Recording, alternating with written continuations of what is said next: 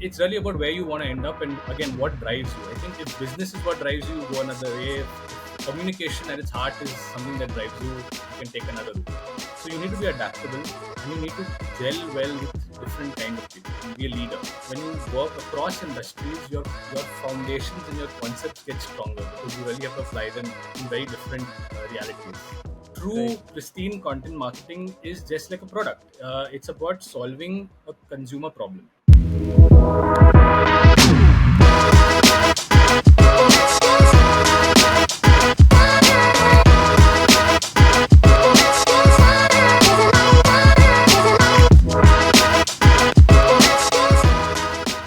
Hey there. Welcome to Marketing Mavericks with Indiefolio. Today we have Riaan Rodriguez with us of TATA AIG General Insurance. Riaan comes with an experience of over a decade where he spent a long time in FMCG companies like Kellogg, Marico, and Nestlé. He's currently been working at TATA AIG for the past 4 years.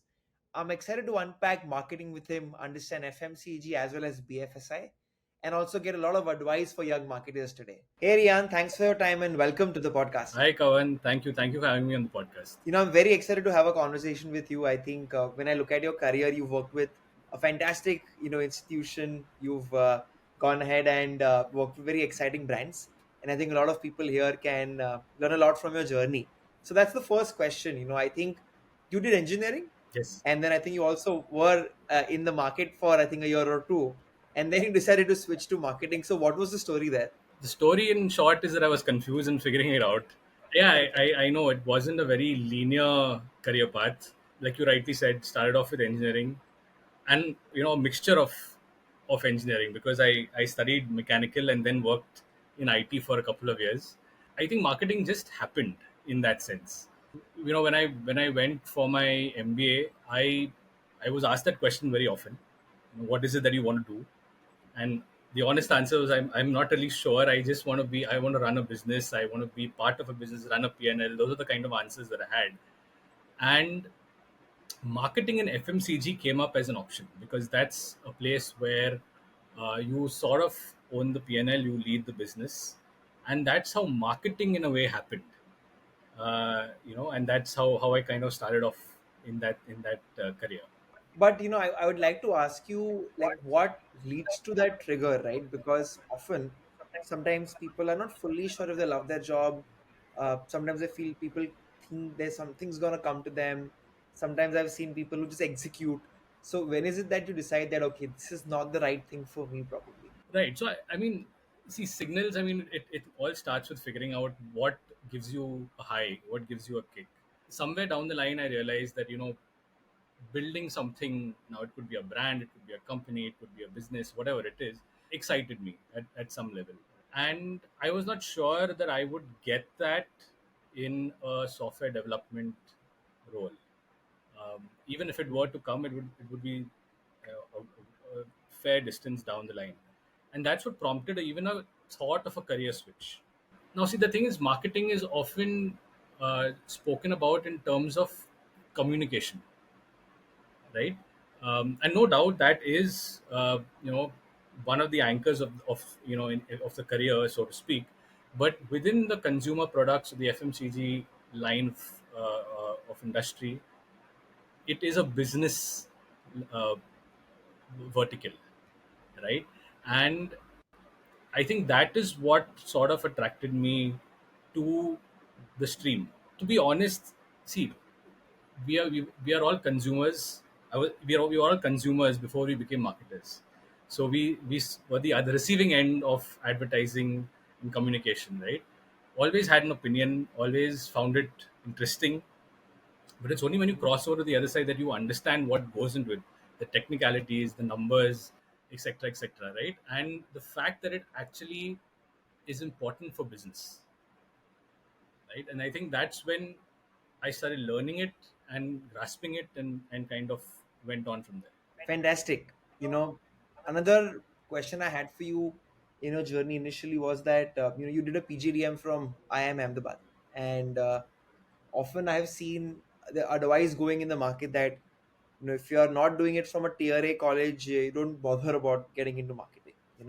And a lot of times people get very discouraged that hey, I didn't make it to one of these IIMs, and maybe I'm stupid and I'll never do well in my career. So what's your opinion there? Does that tag really help? Should you work hard towards that? Or what should one prioritize, when they're trying to study and pick a course? No, so I can't deny that passing out from a top tier institute gives you a head start of some kind, right? It definitely does. But does that mean that if you don't get in, it's the end of the line? Obviously not, right? To take a leaf from what you just said, people would talk about it the same way in engineering as well, right? You got to be an IITian, or else you don't really get a good job. But obviously, that's not really the case. I think there are enough and more opportunities that will come your way. It's just that you have to, at least in the initial years, put your head down and take whatever's coming your way. Put your hand up and take whatever's coming your way. I understand. So, if there's a bunch of people, let's say, who are hearing this out and they feel they've missed the head start, like what are some great ways to kind of overcome that gap as per you? So I think I don't think there is a single answer to that, right? Because if you again talk about marketing specifically, the career paths in say a BFSI versus an FMCG versus another industry could be a little different. The roles they play would be very different, and the things they value will also be very different, right? So if you look at FMCG, for instance, I've seen a lot of people make the switch from a research background, from a sales background into marketing. Similarly, on the BFSI side, I've seen a lot of people make a switch from the agency side into a marketing team. And that has got a lot to do with the way the marketing role is defined in those companies. It's really about where you want to end up and again what drives you. I think if business is what drives you, you go another way. If communication at its heart is something that drives you, you can take another route. Got it. Got it. No, well put. If I'm not wrong, Rian, I think your first job in marketing was Nestle, Yes. and was this through like a college placement? Yes. It was straight out of college. Fantastic. It's a dream company for so many marketers, right? And for that to be like your first job's like fantastic. So any advice for young marketers today who are, let's say, wanting to work with a top tier company like that? What do these companies look out for, and how can you stand out? You will have to ask the person who picked me on campus. But I mean, I'm trying to recall what went down that day. It was just a really long time back. But I think what they look for is leadership first and foremost. A lot of these companies, you have stints in sales and marketing. You may even do a stint in supply chain depending on where you are. So you need to be adaptable, and you need to gel well with different kind of people and be a leader. So and that doesn't always mean that lead people who are reporting to you. You will influence them in a way, right? So I think these are the little signs that they perhaps picked up in interactions and the group discussions and so on and so forth. I now want to kind of talk a little bit about what you did. I think for a good part of your career, which was your focus on FMCG. I think through this podcast, I've heard so many people tell me that if you're working in a big FMCG giant, it's almost like a school for you. You'll understand so many things, and the role of a marketer in these large companies is extremely complex because, as you said, the entire all the P's actually come into motion, and Absolutely. you have to really work across the board. So would you like to highlight something from your days at Nestle or Kellogg's, or you were also at Marico, for everybody, in terms of the top FMCG learnings you've had so far, or rather the top marketing learnings you've had so far thanks to FMCG? See, I think the biggest eye opener, like I mentioned earlier, right? One thing that we've all been consumers, and we've all been recipients of advertising, and everyone's got an opinion of how the ad needs to be shot, what should be the storyline, so on and so forth. And when you go to the other side, one is you are exposed to a set of people who may not think like you, and I think that is a big quality that you need to develop as well when you're a marketer. You're so used to thinking and knowing what works for yourself that you naturally just you sort of assume that the rest of the world also thinks of that, right? And couldn't be more different. And which is why large FMCGs push you to go and meet consumers all the time. Right? They'll have Mm. all of them have different benchmarks: 70 hours, 80 hours, 100 hours. You go and talk to the consumers. You immerse yourself out there because you need to be able to put yourself in their shoes. Very, Mm. very different, right? And the ability to step out and make calls for a set of people who think completely different, in a Mm. completely different way, is, I think, the biggest learning, not just from a career perspective but even from a personal angle, right, that Mm. you kind of grow with. I think that's such an important point, and I think it applies everywhere. I often feel, people are sitting in their offices and they're designing, plan their go-to-market, and they have absolutely no clue, what people actually think when they make these plans. So that's some top-notch advice. I now want to know, what is it that prompted you to, jump from FMCG to BFSI today? I think generally, was there an insight? Was there a certain excitement you had with the segment, or did it just happen organically? Well, a bit of both. So I mean, again, like if you've seen my career, like I mentioned, it's not linear at all, right? I like new experiences. Even within the FMCG, I went from foods to personal care, and I had done a bit of IT before that. So I think BFSI presented a new challenge, a Mm. different setup to apply everything that I had learned earlier. So in that sense, there was a huge opportunity to learn something more. I always believe when you work across industries, your foundations and your concepts get stronger because you really have to apply them in very different realities, right? So in that sense, I think that was a hook. But at the same time, I was moving into an e-business slash marketing role. So in that sense, I was still, there were some parts that were still the same. I was still going to run a business. I was still Mm. I was still it was still a D2C perspective. So I was still customer or consumer first. But yes, a completely different industry. And I think it was about the learning more than anything else. Awesome, awesome. In the insurance sector, everybody really talks about penetration, right? And how there's so much scope there. I wanted to know from your perspective, you've spent the last 4 or almost 5 years selling insurance. What are the growth drivers you see today, right? Like if somebody's, let's say, marketing in insurance, what areas do you think you're seeing maximum adoption, or if there's any tacts you've used where you're seeing that they're working pretty well to increase that penetration today? So when you look at insurance, and I'm going to speak largely on the retail front, I guess that's what you're also referring to when you refer to it, and talk about the penetration, right? So it's important to break it down into mandatory insurance and optional or discretionary insurance, right? So your car insurance, for instance, is mandatory. Um, Travel insurance to certain countries is mandatory. So really, when you're talking about penetration, it really is in the context only of the optional half, which is largely health and to some extent travel as well, right? But largely health. Now the question here is,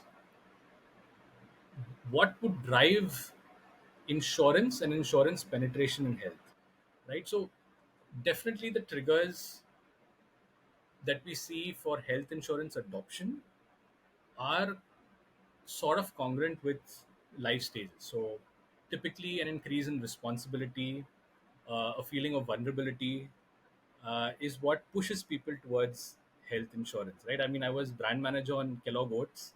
I see a lot of similarities in the triggers between the two, right? So, that is something that certainly drives adoption or purchase of health insurance. Now, when it comes to penetration, I think that is something, well, one for sure, like a lot of other, you can call them discretionary products, their adoption and their penetration will increase as incomes increase in the country. But there is also a question of relevance, right? And I think at this point of time, um, when I talk to consumers, they're all aware of why a health insurance is needed. I think they have other Mm. questions, right, about what's in it for me, what's the return do I get when I have a claim, how do I get it settled easily, Mm. and there's a bit of fear or confusion, if you will, actually not fear, it's confusion more than anything else, around that space. And I think the more the Correct. insurers talk about it and explain that, well, the process isn't as hard as you think it is, that category will grow. I want to unpack both of that one by one. I think being pretty I believe I've seen that fear is not something you like to use while sharing insurance. In fact, in today, I think there are multiple insurance companies all with a different communication strategy. Like some talk about fear head on, while some don't. So what's your opinion here, right? Why doesn't fear work as per you, and how do you kind of mitigate that? Because you just said, right, that those triggers happen to be when probably scared, I'm unsure, and I want to take that decision to safeguard myself. So from a, how they say, hit it when it's hot, communicate what the customer want. You feel like selling fear, but I think you feel otherwise, so I'd love for you to unpack that. Yeah, so I think fear and beyond insurance, right? I think it's used more in the category building space. So I think a while back it would have been even used for edible oil, heart health, etc. The point is you will use it to build category at a very nascent stage, and even later for edge cases. So, to give you an example, in motor insurance, you will still see a lot of insurers putting out ads or digital banners and so on saying that if you drive without insurance, you can get fined. Now, I don't know whether that's fear per se, but it's kind of adjacent, right? But essentially, you're talking to someone who doesn't want to buy the insurance, and even if there's a regulation, is willing to risk it. So that's where it is. That's where the play is. But when you are trying to create pull for your brand, when you're trying to tell the consumer why me, I don't really see a role of fear at all over there. You have to tell the consumer why you are better, or why you're good, or so on and so forth than the others, right? uh, that fear doesn't have a role there at all. That's actually a great point. They always this push and pull when you are talking about insurance always comes up in a conversation, right? It's almost never pull, right? So have you seen that difference? Like people always say, "यार कोई खरीदता नहीं, you have to push it." That's my job. I've heard that from a lot of brand managers who are in the insurance sector. So have you seen something working to have that pull from the customer? Oh yes, absolutely. The question is, how do you measure the pull? Of course, that's the jury's still out on that. But without a doubt, the push is certainly more in insurance. Distribution takes on a bigger role here, no doubt, and that's largely because of the way the category is. It's a low frequency of purchase, it's low involvement, and it's complicated. So people seek help to buy their insurance, especially when it comes to health insurance, which is quite layered, etc. And that increases the role of the intermediary, right? And that's where probably the push feeling comes through. But you certainly can. If you look at the D2C channel, you can definitely see the pull working. You can see the organic leads increasing. You can see the searches increasing. So again, that how you measure it is the question. Unlike in say consumer products where there's a high frequency of purchase and it responds, the sales respond more effectively to advertising, to communication, so on and so forth. It may not respond so quickly here in that sense. So it'll take a bit of time. We spoke about how people find themselves pretty confused because when you look at a lot of insurance products and plans, they can be overwhelming, especially if you're new to it.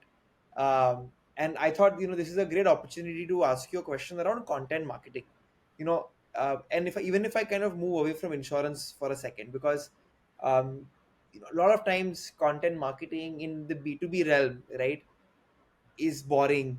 And what people are, what they mean by content marketing sometimes is, chalo, a content piece I'll make better content and I'll make it into 20,000 things, and that's content marketing. And then they end up being pretty sad that there is no distribution, nobody's reading it, there is no conversion also. And we do a lot of content marketing work for some B2B founders, and I see a lot of that emotion in them. So could you unpack content marketing for us, right? Because you're also really looking at complex aspects, and you're really I've seen insurance companies being very good at kind of marketing each individual things pretty well across tofu, mofu, bofu. So if you could kind of give an idea on your ideal content marketing plan, that would be great. No, no. So what you described is exactly you can argue a push and pull equivalent on the SEO and content side, where there is a Right. school of thought where you just dump content out there and it will work. And to be honest, a lot of competition and even beyond insurance, a lot of players do that, and it kind of Hmm. works because it, it, Hmm. it, Hmm. it games the rules, the algorithms. But Right. true pristine content marketing is just like a product. It's about solving a consumer problem. Now, Correct. question is what problem? And in the context of insurance, again, going back to the division I made, especially on the optional or discretionary side, there is a huge layer of research that a person will do. So that Correct. research means online, talking to peers, so on and so forth. That's the stage that you tap in because Hmm. it's a complicated product. They don't understand the jargon. They genuinely want to understand more of the product, and it's not going to happen in a 30-second ad.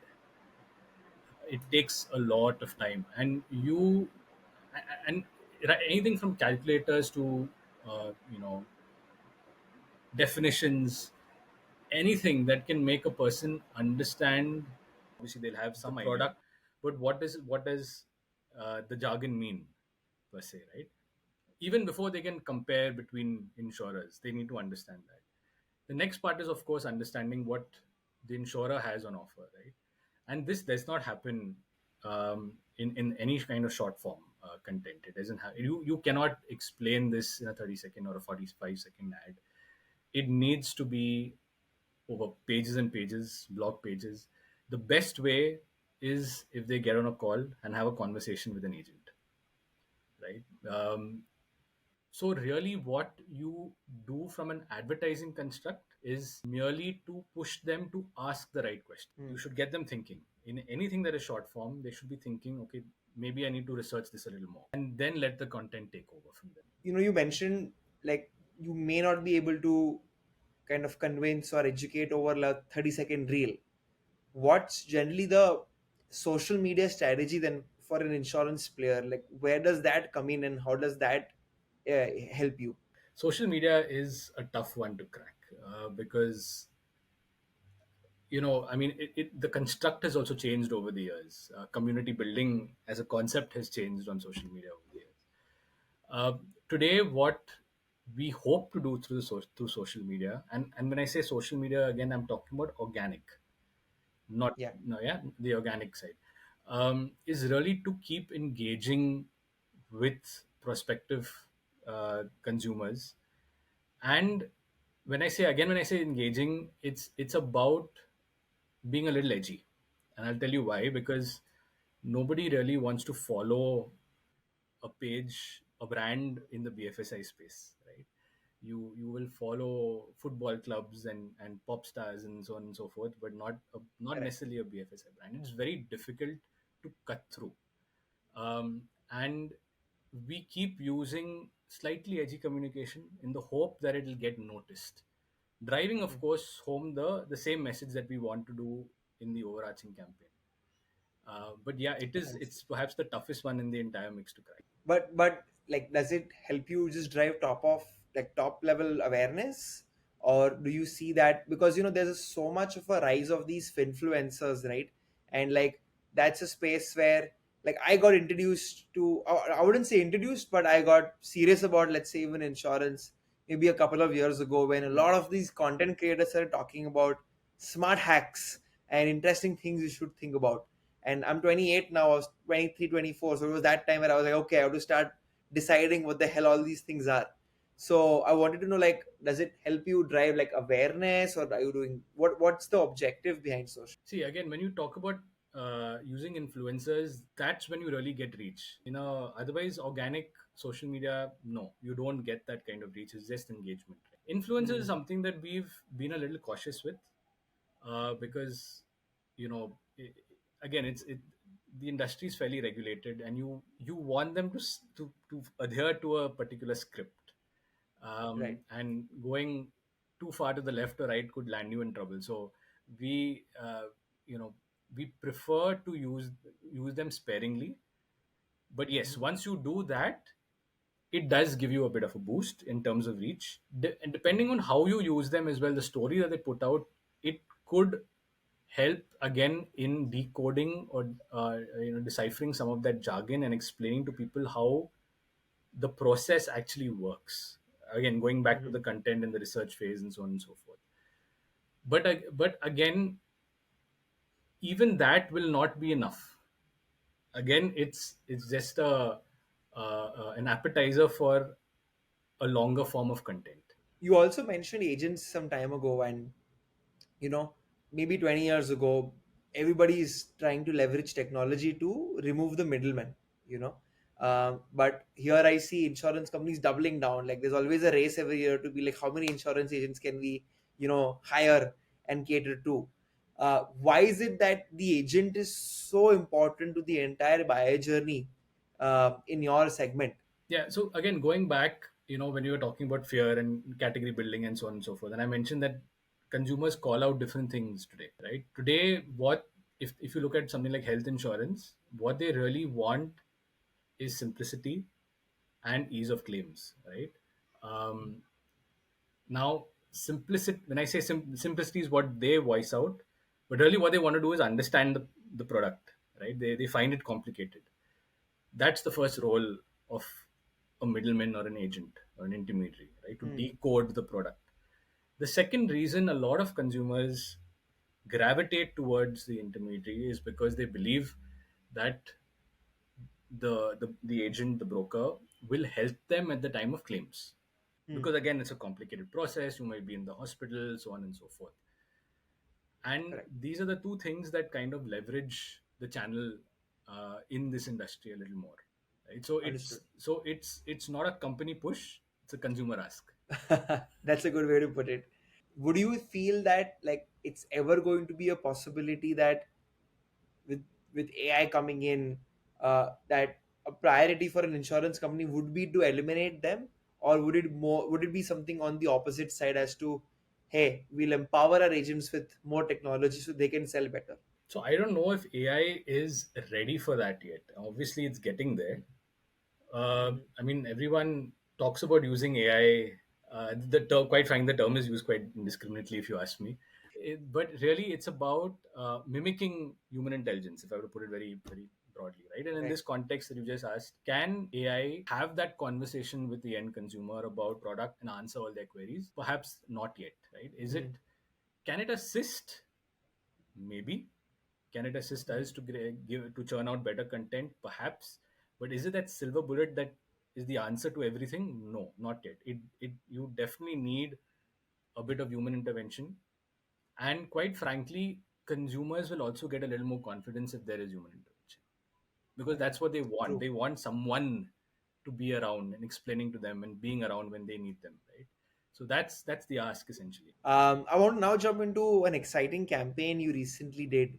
I wanted to know, it was expect the Expect the expected expected. with Ranbir Kapoor and Yeah. Rohit Shetty. I think a great example of how to actually sell insurance without talking about fear. And how does a campaign like this get created, right? What was the insight behind it, and how did you end up kind of uh, bringing this to life? Okay, so the idea was really to talk about claims per se, in a very specific, say, complete claims as we called it in the ad, where we assure customers and promise customers that there will be no deductions, there will be no random deductions, and so on and so forth.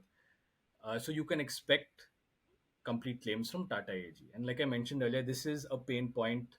This is something they keep asking about, and we wanted to answer that specific question through our communication, right? Mhm. The idea is that when you buy a policy, you expect your full claim. So why a random deduction or at the end? That was the idea. That's the thought that we wanted to provoke, and essentially that was the concept. Now, how do you bring that out um, in a sort of lateral way, and again in a way that cuts through? See, again, I mentioned, right, impact is a little more important for our industry. because Hmm. it is low involvement. It is often seen as boring, and to even to before you get to comprehension and cut through and purchase intent and so on. So you it needs to people need to notice your ad, and that's one of the toughest things that we grapple with in the industry, right? And which is why Right. some very often the communication had different feedback. Some believed it was a little over the top, but it was done that way so that it cuts through and gets noticed. But essentially, what we did was Ranbir was already a brand ambassador for us. We used Bollywood tropes, bringing in Rohit Shetty as well to explain that look, there are certain things that you expect from Bollywood, and there are certain things you expect from insurer, and you will get that. How does an insight like this come up, right? Is it that you think about the insight, or does it come from your creative agencies? So the core insight, see the tagline, the creative rendition will definitely come from your partners, from your creative agencies. But the core insight is something that you work together with all the other stakeholders in the company and your creative partners to kind of carve out, right? Because that is what drives not just your communication, but drives your product, your service, everything in the company. Absolutely. You've must have worked with dozens and dozens, maybe hundreds of agencies in your career so far. I must ask you, what do you think differentiates a great agency from a good agency? So the first thing that comes to mind, of course, is good agencies have people in there who have a sense of the way the business is run. I totally understand that the creatives on the other side get their kicks out of creating art. That's what drives them, and Right. very often effective communication is not just is actually quite boring. It can be quite boring and kind of can be very plain. So someone's got to be there rationalizing how what kind of content you put out, what kind of creatives you put out, how many seconds should it be, how much should we spend on these assets, how many assets do we need. It Hmm. actually isn't a decision you take with your heart, and you want someone in the agency who gets the business objective when we're doing that.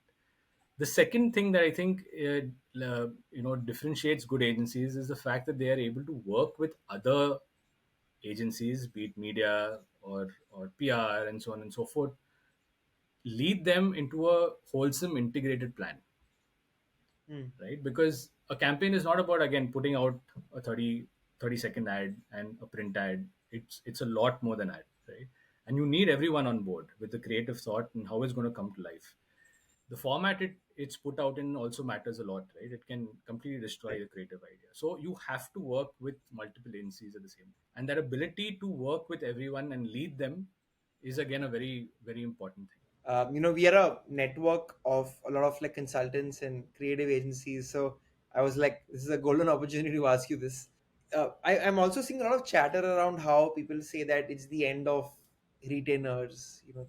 Companies are moving to a project-based model. Maybe people are doing an in-housing model sometimes. I've seen a bunch of brands do that internally. Where do you stand there, right? How do you think like this creative production is going to evolve? Will it be a hybrid? Will it be an AOR? Will it be more fragmented? See. I think it's going to be a mix of everything, depending on what Okay. you are trying to solve. So I see, um, the content piece getting coming more in house, more and more and more often, because it's always on. It has to be, quick production, low cost, so on and so forth. The large assets, I think, will still be produced and created outside of the company, right? So in that sense, there's one distinction.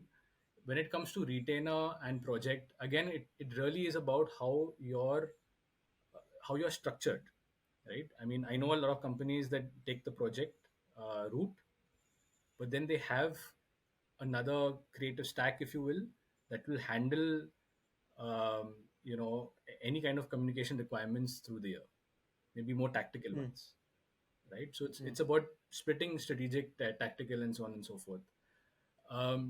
It really is about how you have structured yourself. with your partners and internally. Fair enough. I'd spoken to a few folks, and one of them had told me that uh, they see that strategy, like creative strategy, they see that to be more in house, because that's a marketer's role. While all the execution and all of that is where they really want to kind of partner. Right. And I also heard from the flip side from a lot that no, we need a person who helps us think differently and owns the creative strat also. So you're right. I think it's each is to one's own, and I think all of them will coexist It together absolutely. in the Yeah. future. Talking about the evolution, right? We obviously also have AI, out there, and AI from a content and creative perspective is already showing a lot of promise, and it's done a very very good job there. Um, People are saying there will be like one people companies, which means there'll be like one people agencies or one people marketing departments. Do you believe in that? Do you what do you think should be a creative person's focus for the next 3 years, with AI practically you know e- able to kind of eating up all the mandates they can work on? Uh, it's hard to just predict the downfall completely of the creative agency the way you have. I don't think it's it's going to happen as soon as we think it is. I think all the tools that we've seen and interacted with are very promising, no doubt. But I don't think they can deliver a final asset and a final creative. I still don't think they can find that insight. uh, I think that insights, especially. I mean, you definitely need to have a human interaction, because there is so much going on when you're talking to a consumer, right? It's not just what they're saying, but what they're also doing while they're saying, that gives you clues as to what's going on in their head, and so on and so forth. um, and it's only after that that the creative process begins, right? Now, again, if you do say that AI will come in that part of the process, perhaps it'll help. Again, like I mentioned earlier, it certainly does cut down the time, but I don't think that humans, at least for now, are completely replaceable. At the end of the day, the humans are entering the prompts as well, so you need them at least for that, right? so Right. so and there's an art to the prompt, so it may just change the way you look at the creative's role and job, but I don't think it'll do away with it. How do you see AI being in use today for a marketer? Do you think that a year or two from now, you'd expect the new people joining your team, especially the younger ones, to be equipped with AI tools? Because I hear that, AI is going to become a best friend for a marketer, because brand research, market research, it's so good at that. Planning and strategy, it's so good at that. Do you envision that that's going to become a very preferred tech stack of sorts which you need to learn as a marketer? It will, like I said, it will become it is already a very good assistant, and people are using it very well. It's a question of how you use it, and which tool. Of course, there are different tools for different purposes. Um, so so I mean, people are already you taking help of AI to turn around things quicker. Mhm. Now, to your point, do I expect? Of course, I that is bound to happen. It's like, I don't know, Microsoft Excel a couple of decades back, right? Today, no one Right. even expects you to know that. I think it'll go down that route. It'll just take a bit of time. I think so far it's been such a great conversation. You've been so articulate. Thanks a lot for that. Uh, you know, just jumping to the last part now, where I actually wanted to ask your advice to a lot of young marketers. We spoke a lot today about various aspects, but maybe if I were to ask you that if you could go back in time and you were just jumping into the marketing landscape, what would be like your advice to yourself if you wanted to take the path of one day becoming a marketing leader?